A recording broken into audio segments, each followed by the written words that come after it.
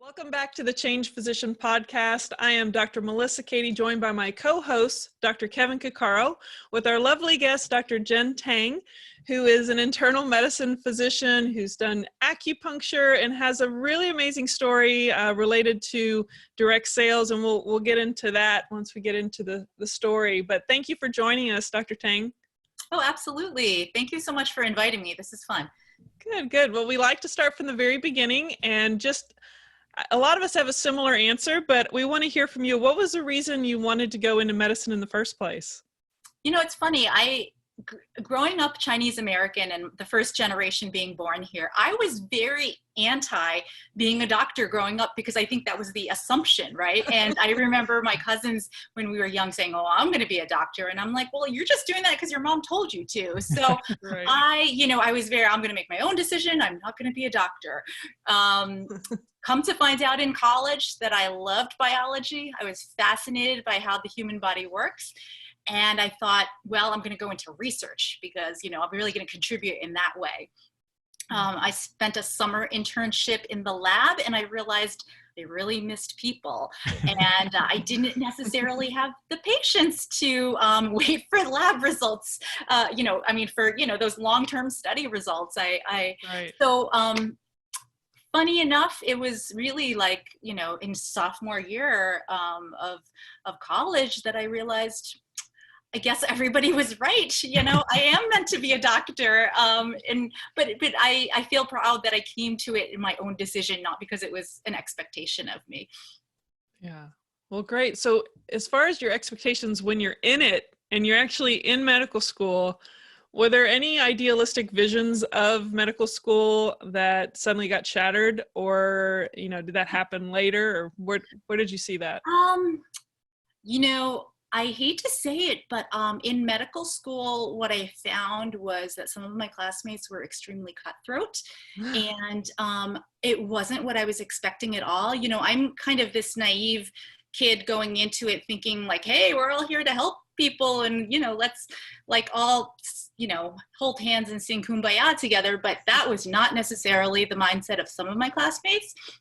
I mean, luckily there were some awesome classmates that I ended up locking arms with and collaborating with. But I guess that was my first glimpse into hey, it's not all what I thought it was going to be. And in addition, my now husband and I met very early on. We met freshman year in college. And so we decided to live together in the medical school years, even though we weren't married yet. And that was also something that, was looked upon as a negative. A lot of my classmates are like, you're spending an extra, hour a day commuting when you could be studying instead. And, I think I've always realized that, family and having a personal life is going to be very valuable to me. My husband and I have always agreed that family was going to be number one. And I think I realized early on, because of these sorts of comments, that I wasn't necessarily going to be following the traditional path of, a lot of the others, were in the mindset of, let me just, achieve, get to the top. And I was like, well, there's other things to me that are priorities, like spending time with my, future husband. So I guess early on, I wasn't afraid to be a little bit different, even though to me, it doesn't sound like that radical, like living off of campus, but some people thought it was. And I just got to comment on that. If someone's listening to this by audio, it's not like you're 60 years old. I mean, that's what it's like, no, we're not living in the 50s. You didn't go to medical school in the 50s where someone would say, right, "Oh my God, you're living in sin." I'm 45 years old. It's okay to say it. This was in the early 2000s. Oh my gosh, yeah. Oh, so funny. So you're in medical school now, and you have some experiences. Maybe definitely some medical schools are more cutthroat than other. More classes can be more cutthroat depending on what class is being admitted. But then you go into residency. Why did you choose your specialty, and in what was the path next, I guess? Yeah, I going through all the rotations, what I found is that I really want to know everything about the person. I wasn't, I loved ophthalmology, but I remember, you know, when you look into the eye and then I want to know about their diabetes and I want to know about like, what do you eat and what's your lifestyle like and all of those things. And I knew that I wasn't going to be happy with the mindset of being limited to one organ system. I really do tend to have a holistic approach when it comes to a person and their medical care. So I decided that I wanted to do internal medicine, and that, you know, I really wanted to be able to approach my patient with this collaborative mindset where, you know, let's explore all the things going on in your life. Like, explore how we can improve your health from, you know, multiple different aspects. So that's what I think appealed to me about internal medicine, primary care. I just love the idea that my patients could look to me as the first person that they go to when they have something that worries them. I wanted to be that person for them. So that was why I chose to go into internal medicine. I forgot if there was another part of your question. No, but that sets up the second half really well, right? Because I, you know, in an ideal scenario, that's what your primary care physician would do. They would be your trusted advisor who could see the whole person. I'm just curious though, when you then went into practice, what did you discover about primary care? Well, so when I first started my practice, I actually got into a very good situation. I partnered with 3 doctors whom I had previously done some, you know, training with, and they, you know, had a small group private practice, and so they took me under their wing and showed me the ins and outs of business and private practice, and I was actually very happy there, and had, you know, a good amount of autonomy with how I treated my patients. It was mostly a geriatric population. So I think I learned early on in my career how to deal with very complex medical issues, multiple medical issues, and how to be able to keep them out of the hospital as best I, you know, as safely as I could. So I really appreciate that training, because after that, you know, most of the other things seem easier. You know, so we were dealing with very, very sick and complex patients. And I'm really grateful to have begun my training that way. And, you know, there's something so endearing about the relationships that you have with the geriatric population. They have so much wisdom and perspective to offer. And then they really start to develop this trust and this relationship with you that's beautiful. And sometimes they want to spend so much time with you because they're retired and they have all the time in the day, and you don't necessarily, but it's so sweet. It's really sweet. Yeah. And so when you're in the private practice and you're predominantly doing geriatric work, was there a certain particular time or something that happened that shifted your private practice? Yes. So at the time I was, you know, I grew up in New Jersey. At the time I was living in New Jersey and practicing in the central Jersey area. And we saw a few different shifts that started to happen. So this was the mid 2000s or so. And one was that a lot of the big hospital systems were buying up the small practices and making it very competitive to stay alive as a small group practice. You know, and then hospitals were emerging, so they were becoming these big powerhouses. At the same time, my senior most partner, who is a cardiologist who contributed a great deal financially to our practice, decided that he wanted to retire.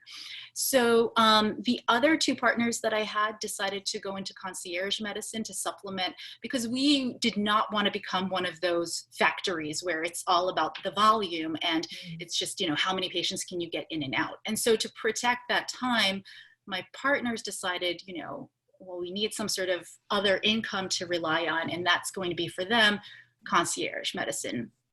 And, you know, while I completely respect their decision, I don't think that was the right decision for me. You know, I really felt like I became a doctor to treat all comers and be able to care for anyone. And I really didn't want to limit my practice to only a certain population who could afford to pay out of pocket a certain amount. So I decided to go to what I call the dark side and, become a hospital employee. And I thought, well, it's something different. It's a nice situation. The people seemed friendly. At first I thought it was great. I had paid time off, which I never did in private practice. You have, a department for HR. You have people to copy things for you. You have people to fix the computers for you. I was the youngest, partner in my medical practice. So I was basically the IT department, my computer's not working, Jen, what do I do? So at first I was like, well, this is great. We have all these support systems and I think that over the 3 years that I was there, I really did see a shift from having the people in administration know my name and know who I am and understand my value to, what happens when you get a third party company to come in and say to the hospital, because the hospital wasn't doing great financially. And so the third, party company comes in and they analyze the finances and they say, this is what you need to do. And then, that's always bad because then the shift comes to, productivity and how can we, and focusing on the bottom dollar over quality of patient care. And that was extremely disappointing and frustrating to me. And that's another thing. I know people are finding that over and over again. It's ridiculous how hospitals and healthcare systems, they get these consultants to come in and give these recommendations. And basically what the recommendations are the same crappy model applied in the same crappy way in many different geographic locations without actually thinking of how we can, it just blows my mind how they just get these third parties in to design. And those people don't have any experience in clinical practice. No. They don't understand what it's like to take care of a patient. They're just looking at the numbers. And our patients are not numbers, and our doctors and nurses and all the, workers who are in the office are not numbers either. But we all started to feel like we were numbers, It was very disappointing. And I feel like if you looked at my patients and you spoke to them, I have such great patient retention. Some people came from my private practice to follow me to where I was. So I had some of those patients for 10, 12 years. They really valued me. They valued my opinion. But to them, I was really just about the productivity number, the RVU, right? So it was, oh, Jen, you're spending too much time with your patients. So if you don't speed it up, you're not going to get your bonus, right? And that puts me in a very tough position. I have 3 boys. I want to do the best that I can for my family. But I also, signed an oath to do the best that I can for my patients. And how can I, balance those two when they're saying, okay, well, if you don't speed it up and spend less time with your patients, you're not going to get your bonus. I was so angry. I was so angry about this situation that I, got to the point where I was like, well, is this what it is? Did I choose the right profession? Because this is not, I'm not able to deliver care the way I thought I was going to be able to. Not to mention, okay, so that's the pressures from, of course, the hospital. And then you have, of course, every time you prescribe a medicine, they come back, oh, it's not covered. You have to do a prior authorization, or every time you want, something done, you have to fill out extra paperwork to get it done. It's like every day, everything that you want to do for your patients is a battle.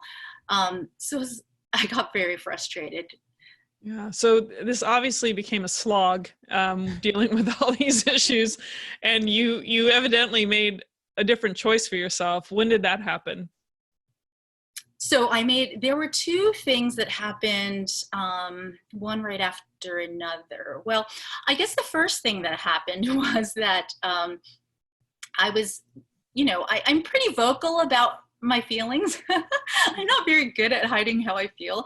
So people around me, my friends, started to realize that I was unhappy at my job, that, even though I felt so strongly and passionately, still felt like this was my calling, but I was so unhappy.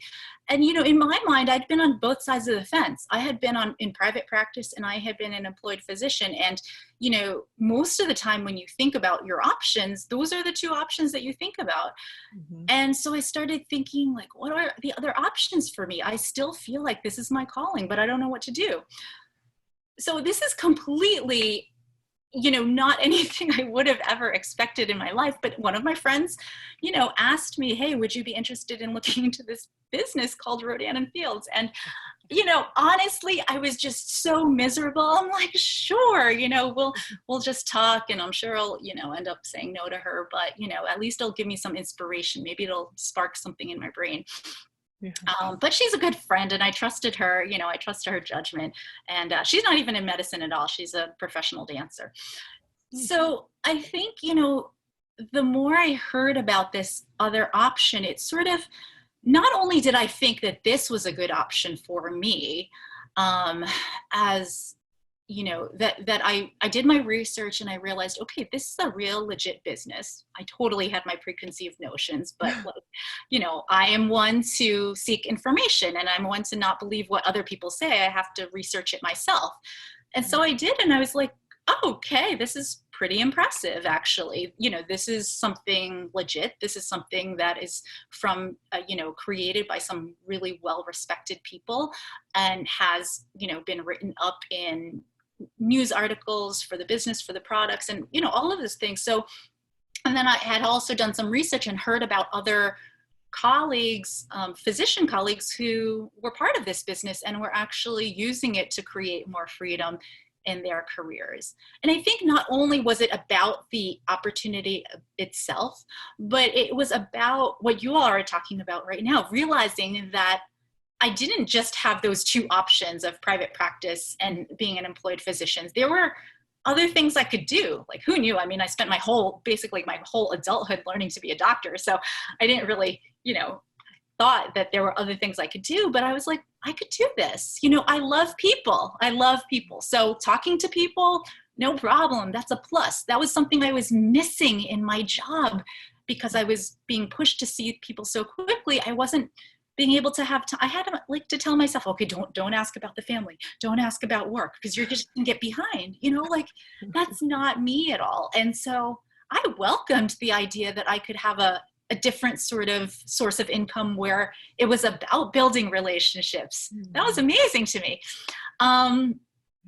So, like I said, I did my research, and I decided, okay, I'm going to do this. And, I'm the type of person that I'm just like, if I'm going to do something, I'm just going to go all in and do it.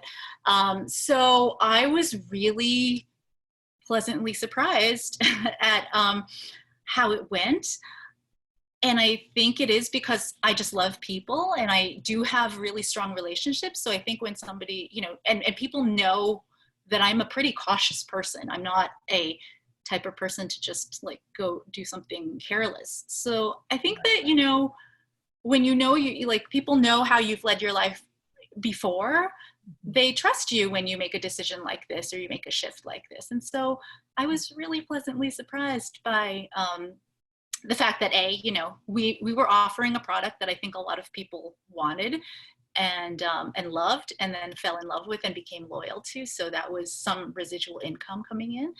And, that people were, I think, proud of me that I decided to make a change in a difficult situation. And so this basically was the process of me opening my eyes to other options. Mm-hmm. And so 6 months later, I decided felt the confidence to leave that job that I was where I was really unhappy. Mm-hmm. And I joined I contracted with a tech startup, medical tech startup, to help with help to improve outcomes of underserved patients in Trenton area. So I actually got a chance to go into homes of underserved patients in Trenton. And, a lot of people were worried about me going. It's funny, Princeton, we lived near Princeton, and Trenton's only, like 20 minutes away. We're like neighbors, but it's, viewed as an entirely different world. So everybody I knew was like, oh, are you sure you want to do that? Wow, it sounds scary, and my parents were very worried. I mean, their parents, they're always going to worry about me. But I really felt a calling to do this. I felt like this is exactly the opposite of what we were doing before. Before, what you hated about your job was that it was all about the money. And here is some place where we're serving people, and it's certainly not because of the money, right? So I felt like that was where I needed to be. And it was, I will say it wasn't necessarily academically challenging. A lot of things were standard screening, prevention, but it was such a wonderful education in understanding all of the psychosocial complex issues that are barriers to healthcare in that patient population that I don't think I could have ever understood sitting in the clinic, because you go into the houses, you see, what's in their kitchen, you see that they, an elderly patient is in charge of taking care of their grandchild all day because the parent is at work. You understand that they may not have transportation, that they might need to rely on someone else to pick up their medicines for them, or that they might not even be able to afford their medicines. It was just such an awakening for me. I'm glad that I had the opportunity to learn from that experience. Yeah. And so you're a consultant is that what you're still doing right now? No, because that was in New Jersey, and 2 years ago we moved to Southern California. Oh, that's right. You're in the LA area, yeah. Right? Okay.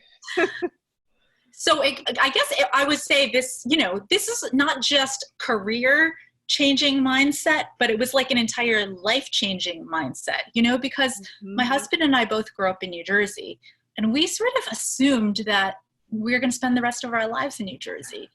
But then, with this more open mindset to other possibilities, one day we woke up and looked around ourselves, and I said, my parents are retiring in Florida. Your parents are retiring in California.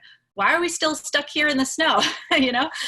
So my husband is a film director, and his dream has always been to come out here to the LA area. And he's stuck on the East Coast for me and my medical education. So I said, let's go. And this was a crazy idea that I never would have had the mindset to do.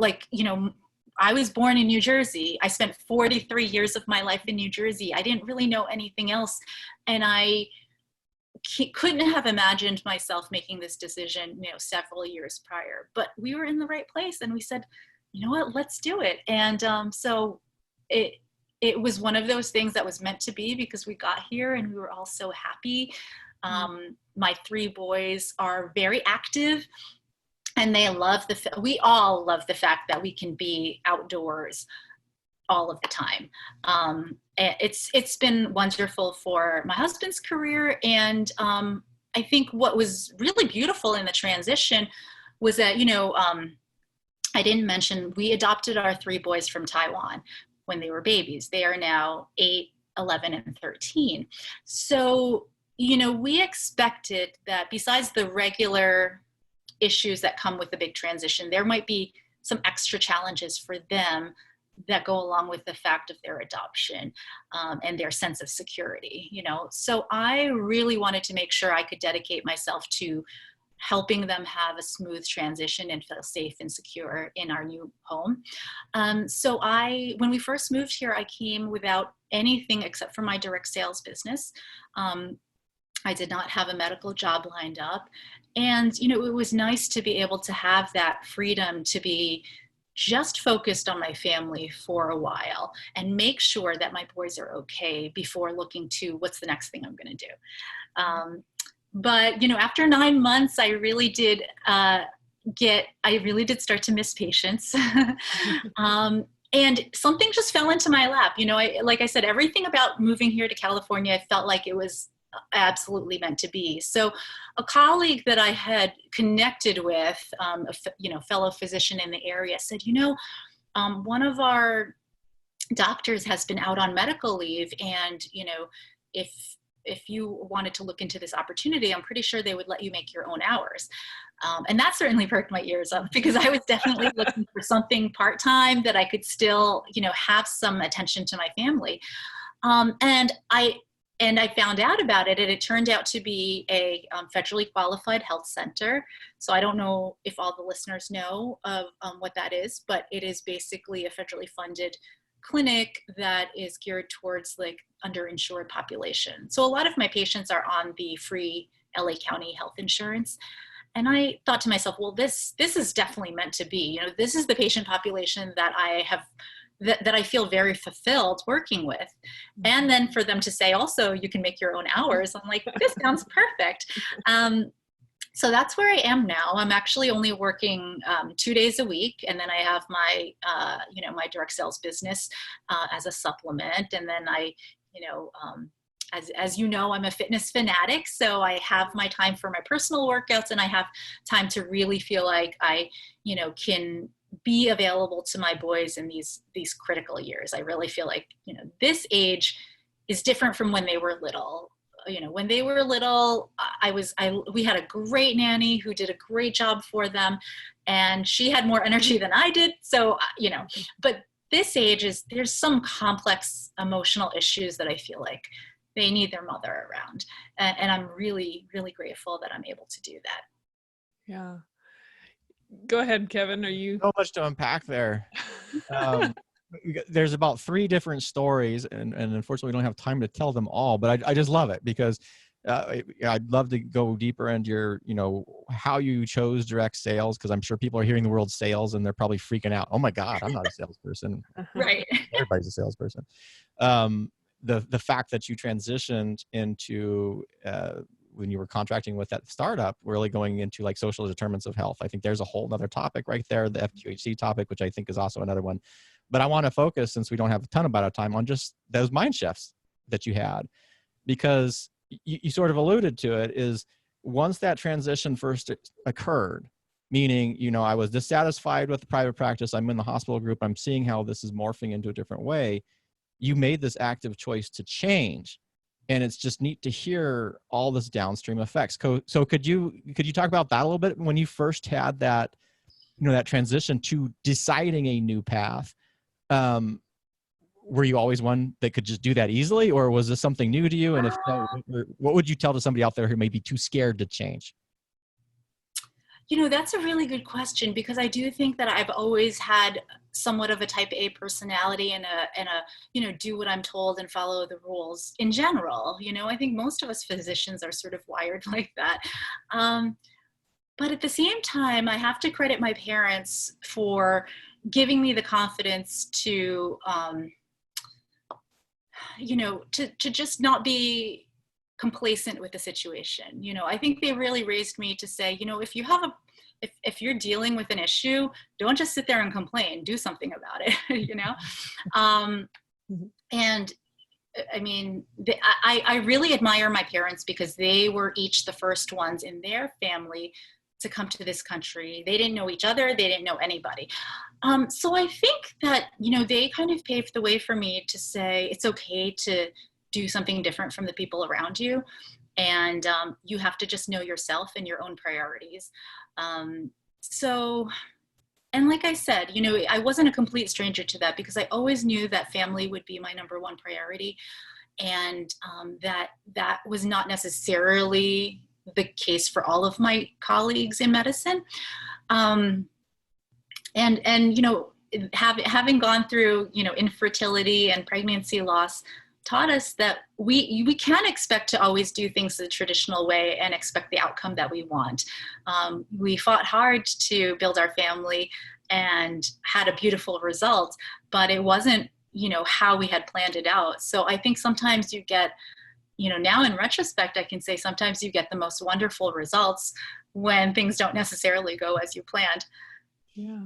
Yeah, and you made me think about just some of the issues that you discussed when you were an employee, and how just your values and the alignment, or the lack of alignment with, I think, without knowing you that well, it just seems like you're you're driven by, you know, these ethical and moral type of responsibilities to patients. And when it starts rubbing the wrong way and it's not aligned with what you feel is right, that sometimes I think it makes us question if this is the right path. And I think sometimes it might just open the crack of the door a little bit to maybe peek into something else, which you obviously did by a trusted friend. So, you know, I think that says a lot about why you're where you're at now. I think that there's moments where something doesn't feel right, even if you can't put your finger on it, and it just doesn't feel fulfilling. It doesn't bring you a lot of joy. Even if you want to still be a physician, you're in a place that's not in alignment with what your core is. So congrats on creating, you know, a family and a life and a new environment for all of you to really enjoy a lot more than perhaps what that other path could have been. Thank you. Yeah, it's not really a question, but just some reflection. I appreciate But that. you had to verbalize it, right? Because I did, because I can, you know, I can appreciate it. I think you know what's interesting, and Kevin, you touched upon the fact that, you know, some people say ew when it comes to sales and things like that. But the funny thing is, I think the people who are open-minded enough to actually take a look at it and take it, you know, like take it seriously to research it. You know, this group of people are some of the most inspiring people and intelligent, hardworking people that I've met. And I think some people might be surprised to hear me say that, given that I'm a physician. But, you know, these are the people who are open-minded enough to question the path that they've been told all along, and to be open to a possibility of something else. And I think that, you know, similar as what happened to me, others I've seen, you know, that I'm just inspired by the fact that most people doing this business are not just doing one thing, or it allows them to do more of what they're passionate about. It's not necessarily that they're that they grew up being super passionate about the product that we offer, or, you know, anything like that. It's just that it gives them the channel to be able to focus more on what their true purpose in life is and what their passions are. And that is different for everyone. And it's so beautiful when you see everyone, you know, living out what they feel is their true purpose. So that also drives me when it comes to this business that I have. It drives me in allowing, you know, other people that opportunity, or helping other people be successful, to give them more choices in their life. And it's funny because I think, you know, we all go into medicine thinking, oh, I want to help others, right? Like, that's the cliche. And it's true. I wanted to help others. And I never thought that this, you know, business that I have, this direct sales business, would be another way of helping others. But, you know, when it comes to patient care, I'm limited by my geography. I'm limited by, you know, the patients who have access to me. And those are the people I can help. I'm very grateful. But like, this opens up, because it's an online business, it opens up the opportunity for me to help so many other people, and other people who might not have had the same educational opportunities as I had, you know, other people who might not have had the same advantages as I had growing up. So I love that this can be another channel for me. I've discovered another way for me to fulfill that calling of helping others. Yeah. And I wanted to just comment on that again, because people have this dirty word associated with sales. And what I would emphasize over and over and over again is every person is a salesperson. And if you're in clinical practice and you're trying to talk to your patients and motivate them to change, that's salesmanship. Yeah. So, you know, rather than turn up our noses and say, oh, sales, that can't be something I can do, I'm not a salesman. It's like, really, actually, we are all salespeople. And if you are interacting with any human being, this would probably be beneficial to you. And so I loved how you kind of went into that journey. And just very quickly, because we've been tossing around the word sales and direct sales, can you explain a little bit more about that model for someone who maybe now they're like, oh my God, okay, maybe sales isn't a bad thing. I don't know what this direct sale thing is. Could you explain that a little bit? Yeah, absolutely. And I think it's interesting that you said that, Kevin, because I found that, I thought going into this type of business that I know nothing about sales. I'm only a doctor, but you're quite right. And my conversations with people are very much like my interactions with patients, because I look at every interaction as like, is there a way that I can help you? If you can be benefited by what I have to offer, that's fantastic. If not, it's okay. We can collaborate on other stuff, or, we could just have a relationship. That's fine too. So just, I guess, in a nutshell, the idea behind direct sales and the product that we used to offer actually was previously in high-end retail stores and, your Nordstrom, Bloomingdale's, that sort of thing. But they intentionally transitioned to online direct sales because, number one, they saw that people were going into high-end stores less frequently and more people were buying online. And with social media picking up, everyone is really taking the recommendations of their friends who actually use the product and can genuinely recommend them, rather than just, an overpaid celebrity saying that they use it when they really don't, right? So so that's, I think, the theory of why, direct sales has picked up recently. And so basically what our company did was took all the money that was previously in their advertising budget, which is a large budget, and transitioned that to commissions for brand ambassadors, for people to recommend the right products to people. So we do get a very, I guess it varies based on the company, but I feel like we get a very generous commission of anywhere between 25 to 32%. And then optional is if you want to, build a team and coach a team to do the same. The idea behind that is that, you are like, let's say Starbucks, right? So, one coffee shop can only sell how many cups of coffee, right? And then that's it. If you work really, really hard, you can make a great earnings with just one coffee shop. But the more coffee shops you have, the more opportunity you have to reach more people and sell more coffee. And so that's a similar idea as if you build a team and coach somebody else to be able to be successful in this business, then you can earn a percentage of their sales, which doesn't come out of their pocket, but it's a bonus from corporate to realize that if you hadn't introduced it to them, they wouldn't have, those customers.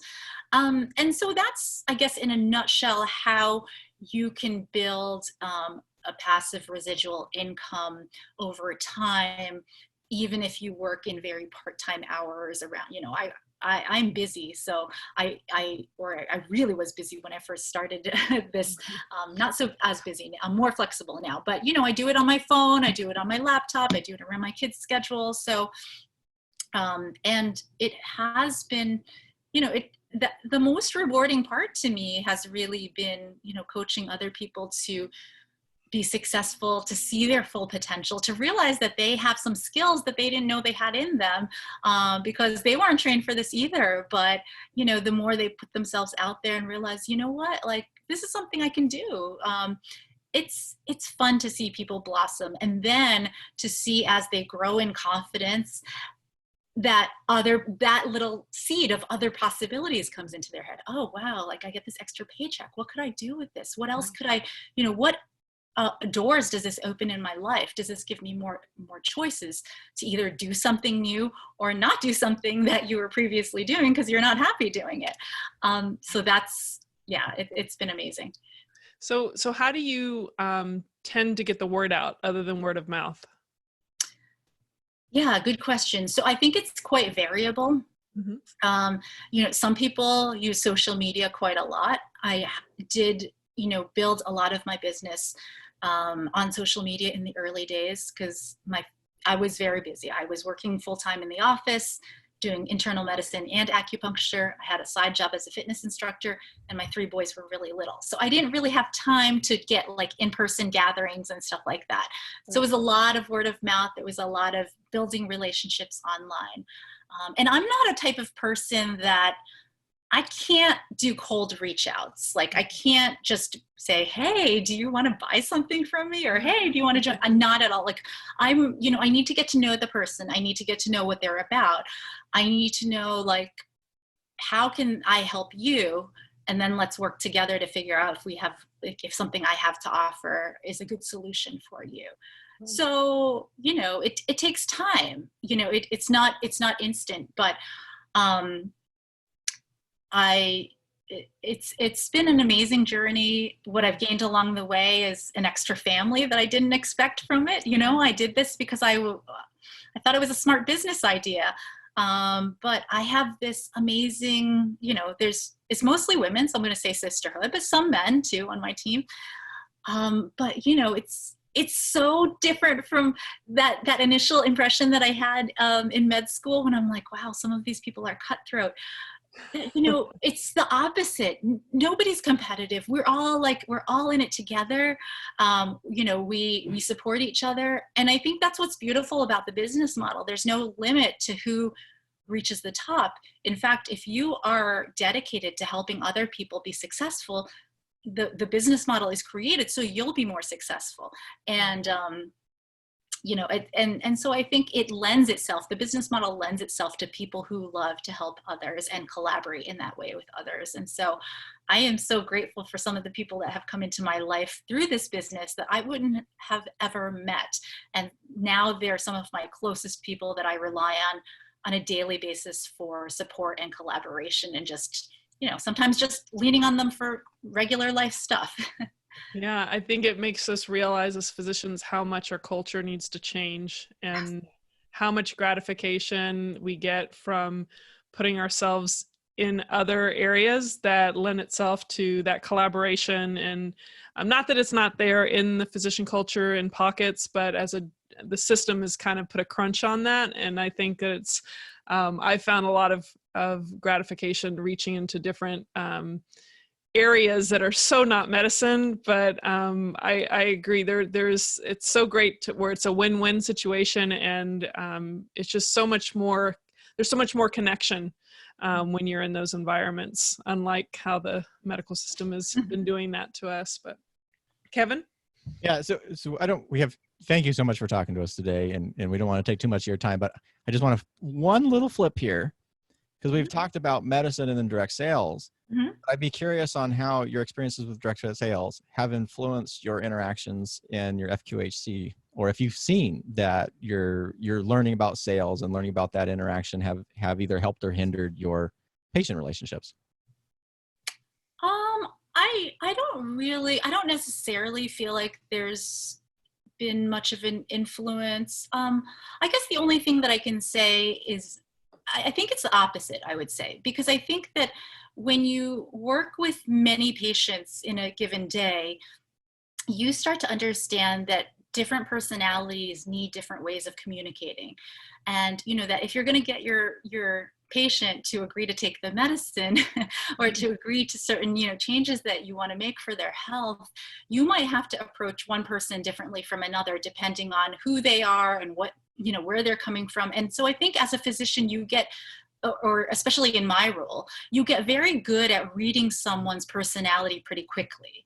And I think that that's actually served me very well in my direct sales business, because I can read someone and try to quickly extract what are they needing from me, where are they, so that I can meet them where they are and give them the information that's going to be helpful to them. That's fantastic, and just kind of is useful to the listeners to hear is actually your skills as a physician may transition very well into other areas that you may not even think are on your radar to start. So again, we thank you so much for talking to us today. But if do you have a specific place where if people want to talk to you about just your life's journey or direct sales or anything else, where could they find you? Yeah, I have a link tree that I can send you the link. Okay. That'll work. It was like a link tree. What's a link tree? It has all their different social media. Oh.